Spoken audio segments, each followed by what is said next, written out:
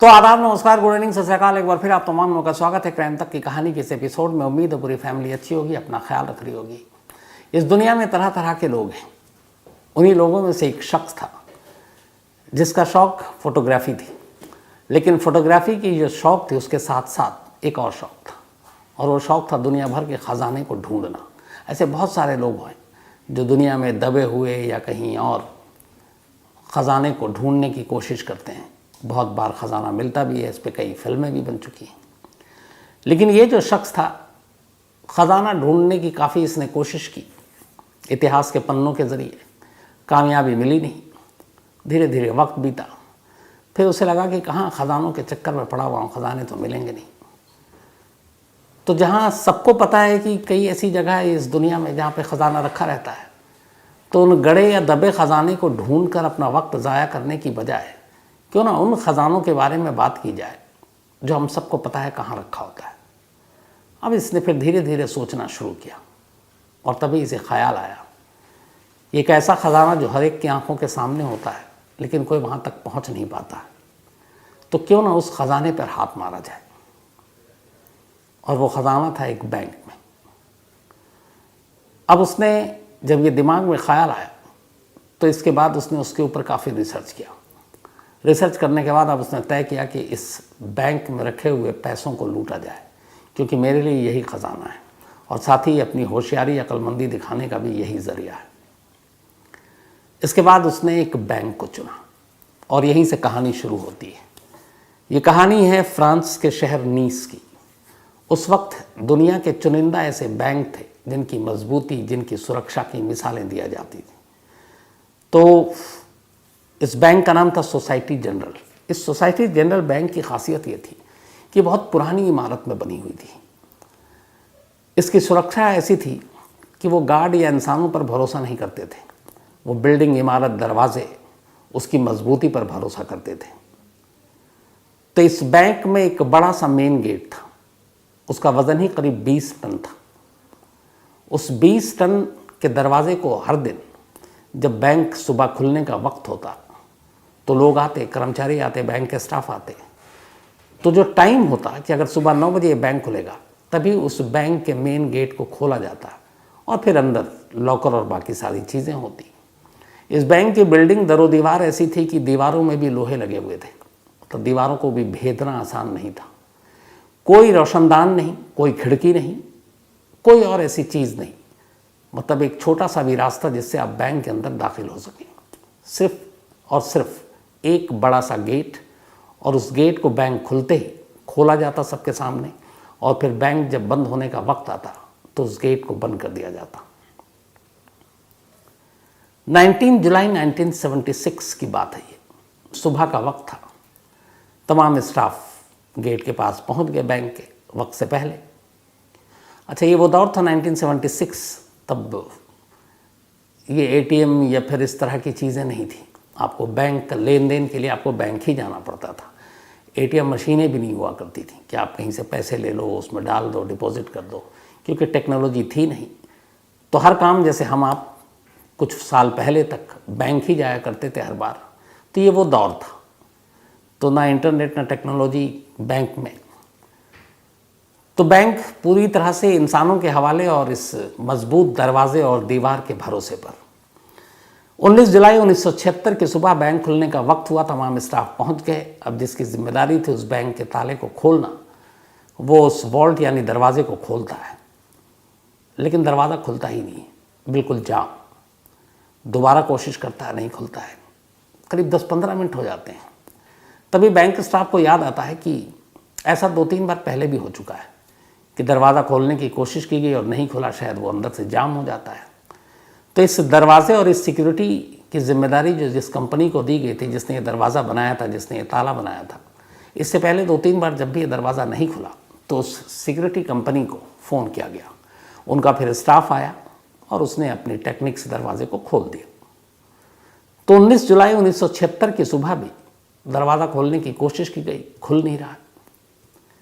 करीब 1 घंटा बीत गया। अब ये हुआ कि लोगों जो बैंक में अब जिन्होंने अपना पैसा रखा है, उनकी अपनी ज़रूरत के हिसाब से अब कस्टमर भी वहाँ पहुँच गए। तो बैंक स्टाफ के साथ साथ अब कस्टमर की भी भीड़ गेट के बाहर इधर दरवाज़ा खुल नहीं रहा है, बैंक स्टाफ परेशान, कस्टमर उधर अलग नाराज़।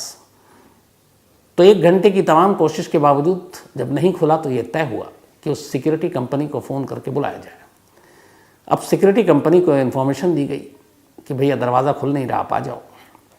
उनकी कंपनी के लोग आए। अब उन्होंने दरवाज़ा खोलने की कोशिश की, कोशिश करते रहे, दरवाज़ा खुला नहीं। ऐसा लग रहा था कि बिल्कुल बुरी तरह से जाम है। करीब 3 घंटे बीत गए।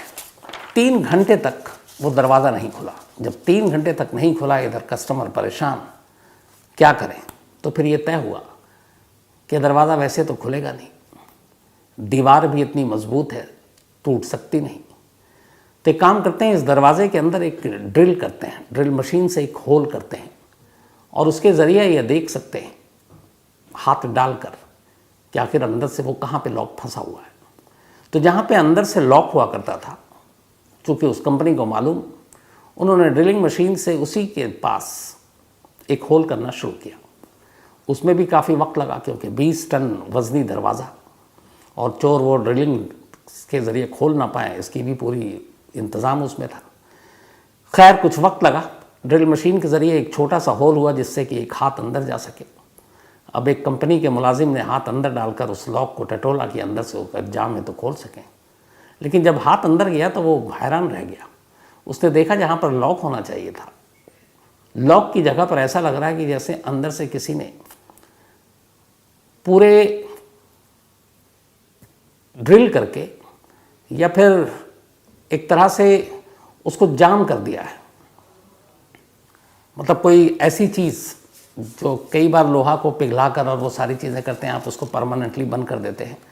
तो फिर वो ऐसा लगा कि उसके अंदर जो है वो कोई ऐसी चीज़ लगा दी गई है उस वॉल्ट को जहाँ पे लॉक था, जिससे आप उसको खोल ही नहीं सकते।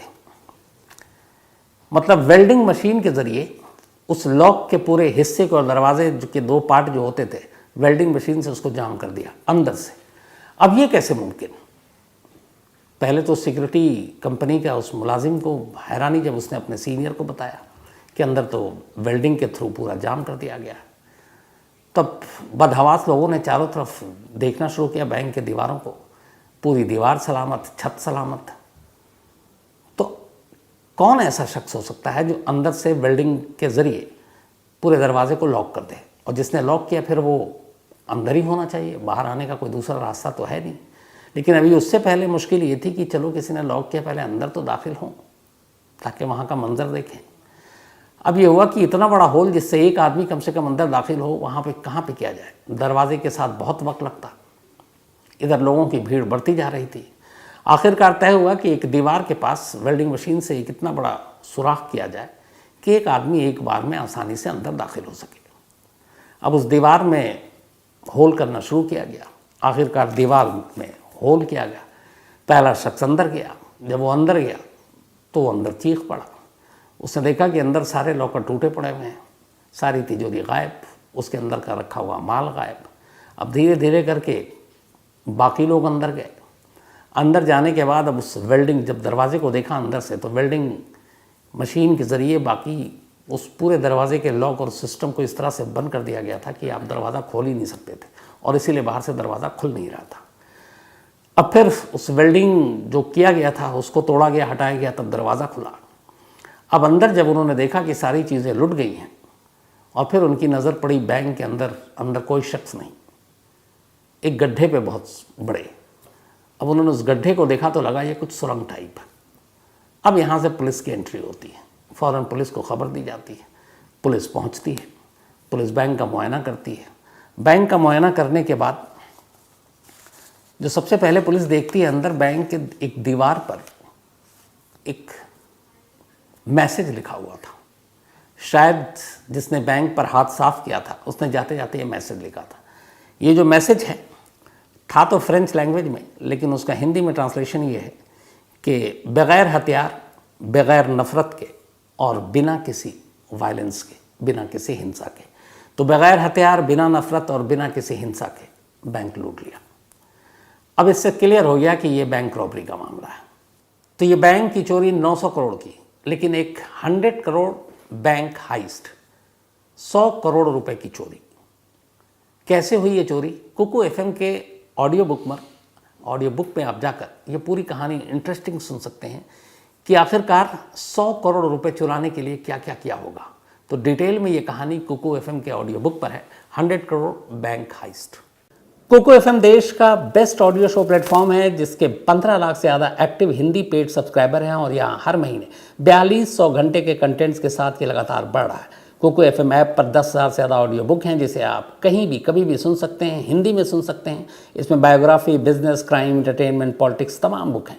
क्राइम तक फैमिली के लिए इस वक्त एक खास ऑफर है। कुकू एफएम ऐप के पहले महीने के सब्सक्रिप्शन पर पूरी क्राइम तक फैमिली के लिए 50% डिस्काउंट है। यानी पहले महीने के लिए सिर्फ 49 रुपये में आपको 10,000 ऑडियो बुक का ऐसा खजाना मिलेगा जिसे आप जहाँ चाहें सुन सकते हैं और अपना ज्ञान बढ़ा सकते हैं।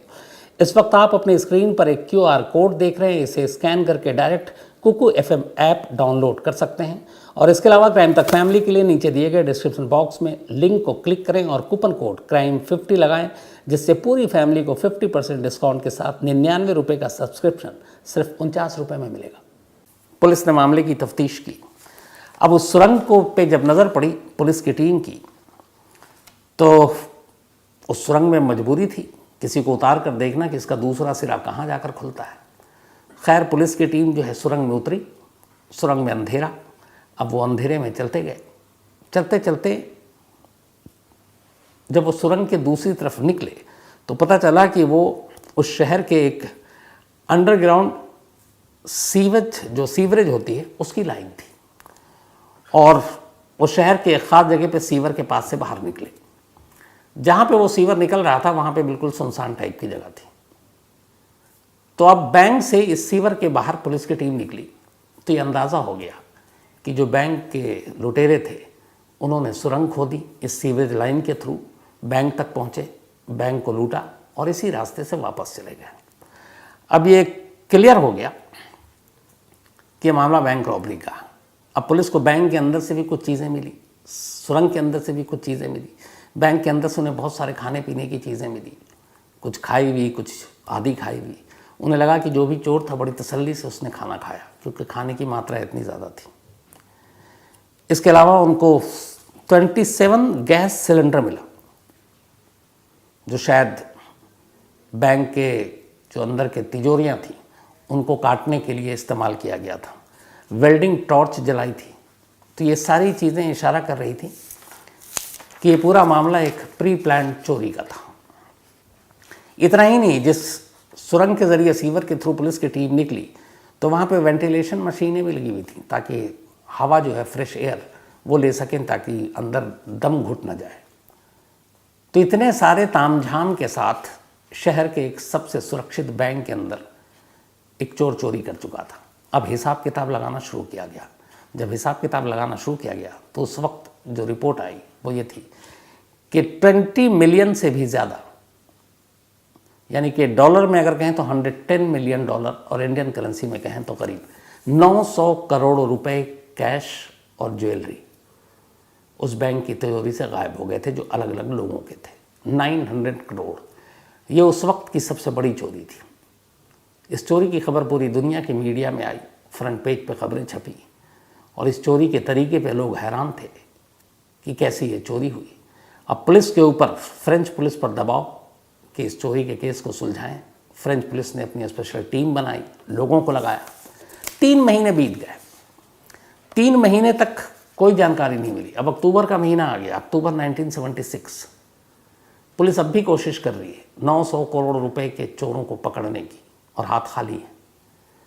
3 महीने के बाद अक्टूबर 1976 में एक लड़की अचानक एक पुलिस स्टेशन में पहुंचती है इसी नीस शहर के और वहां जाकर कहती है कि मुझे इस बैंक चोरी के बारे में जानकारी है। अब पुलिस को और क्या चाहिए। उसने कहा कौन क्या। वो एक शख्स का नाम बताती है, कहती है कि वो मेरा बॉयफ्रेंड है और मुझे कल ही पता चला उसकी बातचीत से, उसके पास काफ़ी अचानक पैसे आ गए कि उसने इस बैंक को लूटा है। तो मेरा एक शहरी के नाते फ़र्ज़ है कि पुलिस को इन्फॉर्म करूं। पुलिस ने उसको थैंक्स बोला और फिर उसका नाम पता हुलिया सब जगह लिया और कुछ घंटे के बाद ही 3 महीने के बाद इस बैंक की चोरी का पहला चोर पुलिस के शिकंजे में था। अब पुलिस ने जब उसको पकड़ा, उससे पूछताछ की गई तब उसने अपने बाकी गैंग के लोगों के नाम बताने शुरू किए। जब सारे गैंग के लोगों को पकड़ लिया तो पुलिस हैरान थी, क्योंकि वो सारे छोटे मोटे चोर थे, छोटे मोटे गिरोह चलाते थे। पुलिस यकीन नहीं कर पा रही थी कि इतनी ज़बरदस्त प्लानिंग के साथ इतनी बड़ी बैंक की सुरक्षा को भेदते हुए उस बैंक से 900 करोड़ रुपए की लूट इन छोटे मोटे चोर उचक्कों का काम नहीं है। पुलिस अब उन सारे लोगों से बार बार पूछती रही। आखिरकार फिर उस गैंग के एक दो लोगों ने अपना मुंह खोला और उन्होंने कहा कि असल में हमारे इस गैंग का जो मास्टरमाइंड है इस चोरी का, वो कोई और है, और वो अभी हम में से नहीं है, पकड़ा नहीं गया। किसी ने भी अपने मास्टरमाइंड और इस गैंग के सरगना का नाम नहीं लिया था। उन दो लोगों ने ले लिया। नाम पता चला अल्बर्ट स्पाजियारी। अल्बर्ट स्पाजियारी इटली का रहने वाला था और ये पेशे से एक फोटोग्राफर था, और फोटोग्राफी के साथ साथ इसको गड़े और दबे खजाने को ढूंढने का शौक था। अब जब ये नाम पुलिस के सामने आया, पुलिस ने जाल बिछाया और आखिरकार अल्बर्ट स्पाजियारी भी अब उनके शिकंजे में आ गया। अब उससे पूछताछ शुरू हुई।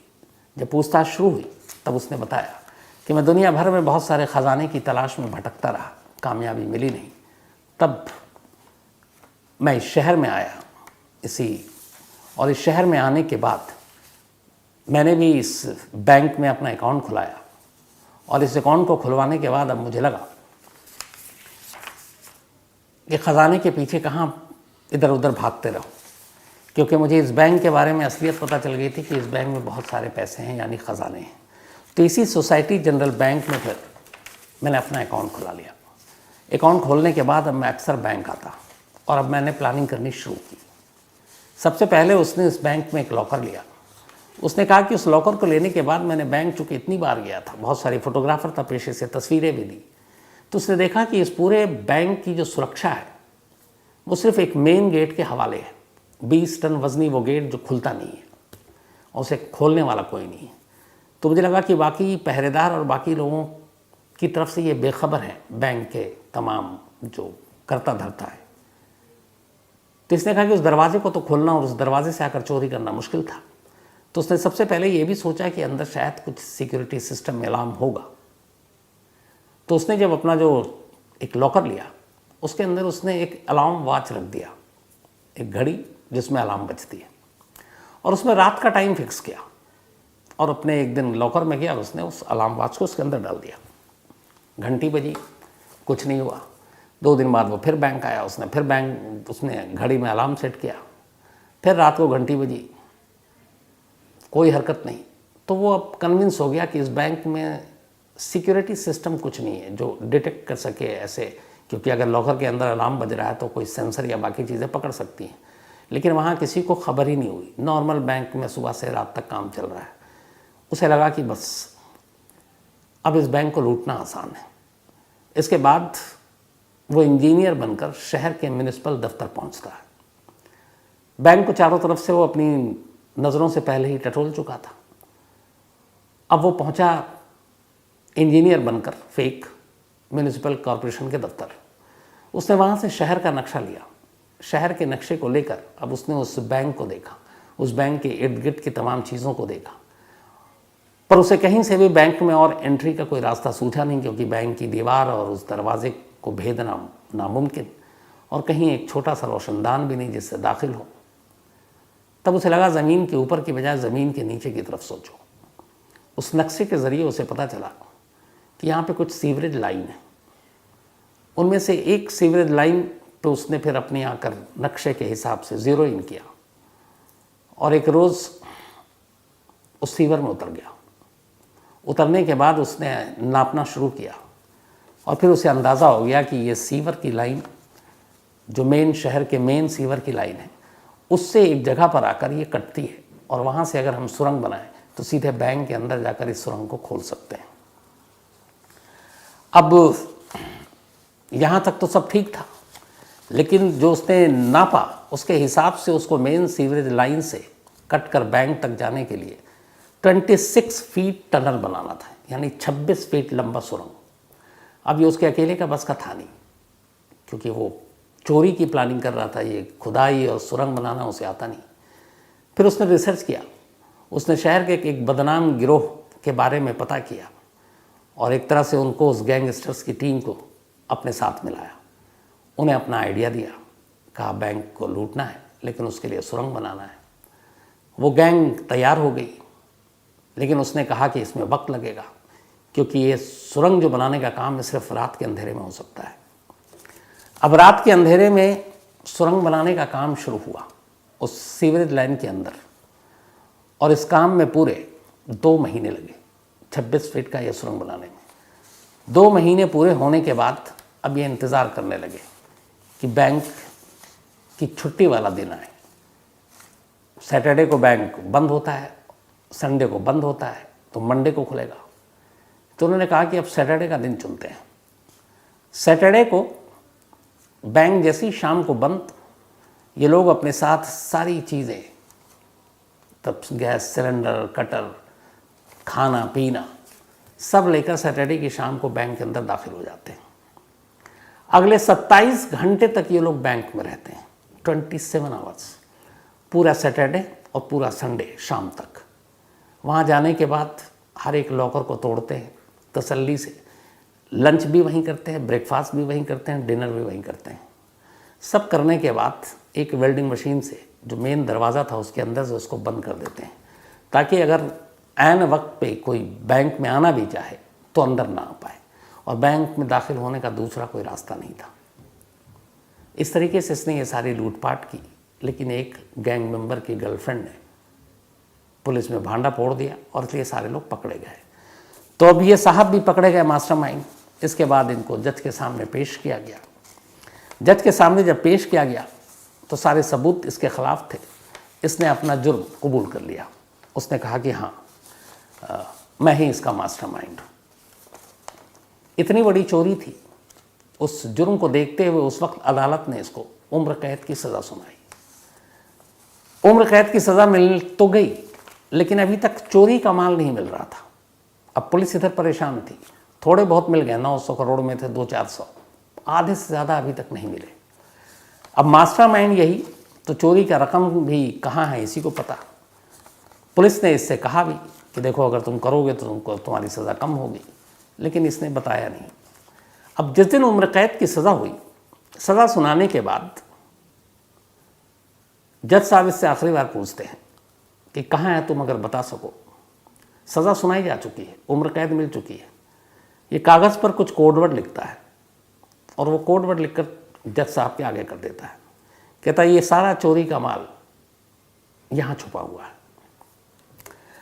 अब कहाँ छुपा हुआ है ये उसने कोडवर्ड में लिख कर दिया है।